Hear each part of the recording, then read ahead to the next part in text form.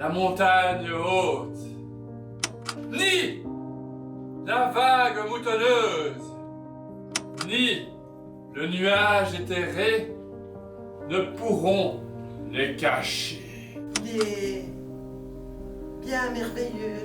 Il est délicieux d'avoir des ailes. Bravo!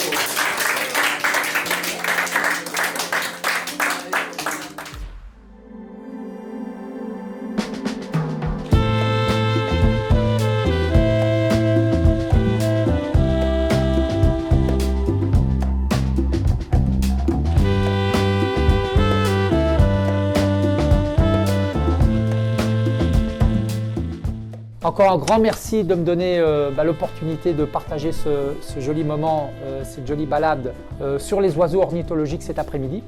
Je vous propose qu'on fasse une petite balade ici dans le quartier, puis on va entrer dans le parc du Cinquantenaire, dans l'histoire du développement des animaux, des oiseaux. En fait, les oiseaux sont des descendants directs des dinosaures et sont une branche, le développement d'une branche des reptiles.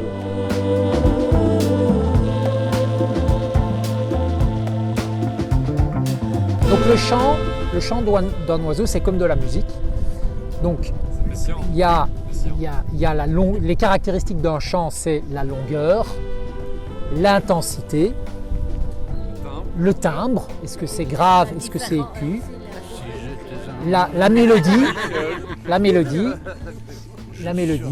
les notes. Et le nombre d'espèces qui existent dans le monde, c'est 10 900. Je suis un cygne, le plus grand et le plus beau des animaux qui volent.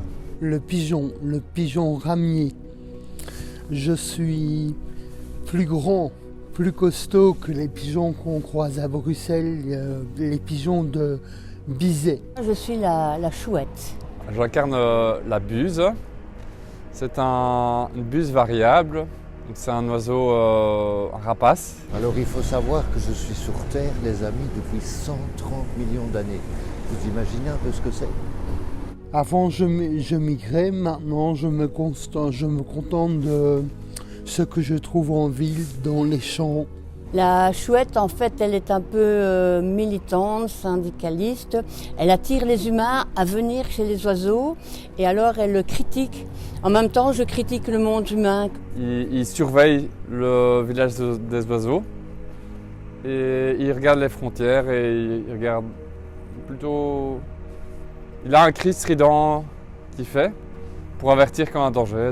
Et je peux vous dire, on est vraiment révolté contre l'être humain. C'est pour ça qu'on hésite à faire rentrer certaines personnes qui aimeraient venir nous rejoindre à Coucouville.